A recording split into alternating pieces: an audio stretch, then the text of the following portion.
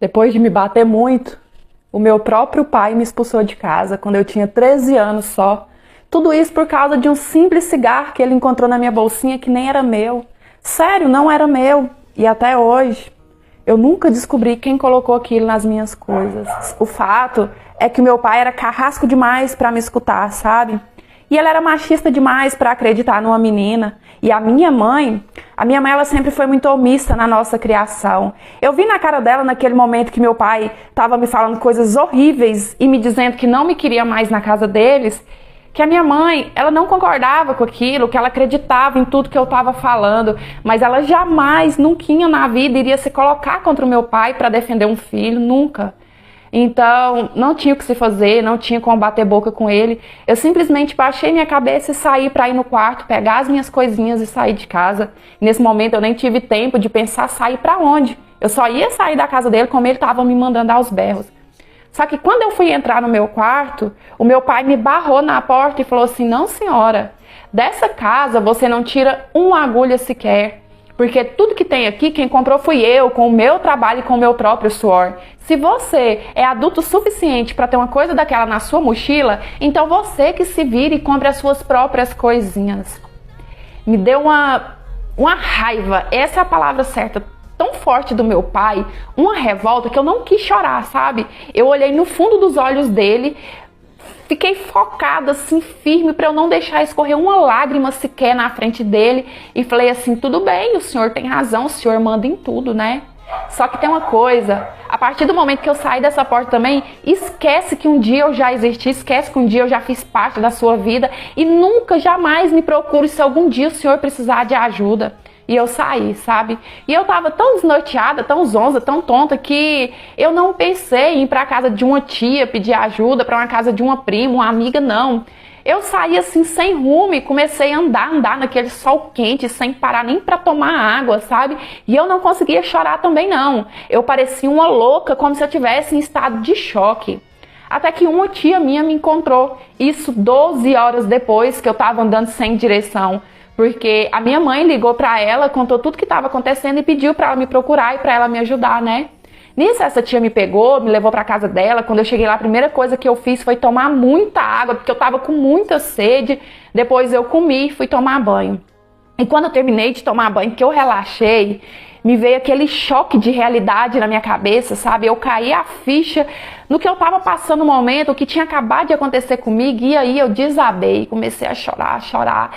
Eu ficava pensando, sabe, como que pode um pai ser ruim igual o meu, sabe? Gente, eu fiquei assim, ó, pode imaginar, né? Uma criança de 13 anos passar uma situação dessa. Eu morei alguns meses na casa dessa tia que me resgatou, só que depois eu mudei para a casa de outra tia, porque essa outra tia que terminou de me criar, ela sempre foi sozinha, ela não teve filho nem nada, então ela insistiu muito para eu ir morar na casa dela, né? Porque assim ela cuidaria de mim e eu faria companhia para ela. Durante todo esse tempo, durante todo o tempo que eu morei na casa da minha tia, sabe? O meu pai, ele nunca me procurou para pedir perdão, ele nunca ligou, nem nada do tipo. A minha mãe, ela me visitava às vezes, só que eu sinto que ela não ia com tanta frequência porque o meu pai proibia ela, sabe? Uma vez eu fiquei internada com um problema de saúde bem sério, nem ela nem o meu pai me procuraram. Não vou mentir, é claro que isso doía. Eu não vou negar, porque seria hipocrisia da minha parte, né? Porque naquele momento que eu fiquei doente, eu pensei assim, não, meu pai vai me procurar agora, a gente vai ficar tudo bem, só que ele nunca me procurou. Mas enfim, tudo bem, eu costumo falar que isso era pra me destruir, sabe? Isso era pra ter me jogado no chão e eu nunca mais conseguiria me levantar, só que pelo contrário, uma coisa ruim dessa que aconteceu na minha vida me proporcionou coisas boas que eu não teria condições se eu estivesse na casa deles. A minha tia, assim que eu me mudei pra lá, logo ela me matriculou numa escola particular, sabe? Sempre me deu do bom e do melhor, porque ela recebia bem, morava sozinha, então assim, o dinheiro era só pra gente. Ela pagou uma faculdade pra mim, então eu costumo falar que disso tudo que aconteceu, teve uma coisa boa, né? Eu tive oportunidades que os meus irmãos nunca tiveram, porque os meus pais nunca tiveram boas condições. Hoje eu sou formada, eu sou casada, eu tenho uma vida boa, tenho uma boa família, tenho uma boa condição financeira e eu vivo ajudando os meus pais. Todo mês eu mando um valor significativo para os dois, sabe? Porque eu sei que eles já não têm idade de estar trabalhando tanto, né? Tem as coisinhas deles, mas fora disso, Eu nunca mais pisei o pé naquela casa, nem em época de Natal, nem em época de nada, nunca mais. E eu também nunca mais falei com o meu pai. A minha tia que me criou, ela vive insistindo, sabe? Ela fala, minha filha, não pode ser assim, você tem que procurar seu pai, conversar, fazer as pazes, porque a gente não paga o mal com o mal. A gente paga o mal fazendo o bem pro outro, mas eu não vejo dessa forma.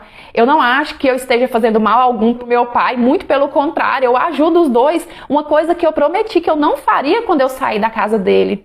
Agora, conviver, sabe? Ir lá atrás dele, conversar, tá junto ali, fingir que nada aconteceu, isso é pedir demais, porque só eu sei o que eu senti quando eu tinha 13 anos e andei 12 horas seguidas, sem rumo, parecendo uma louca. Só eu e Deus sabe o que eu senti naquele momento, então ninguém tem o direito de exigir que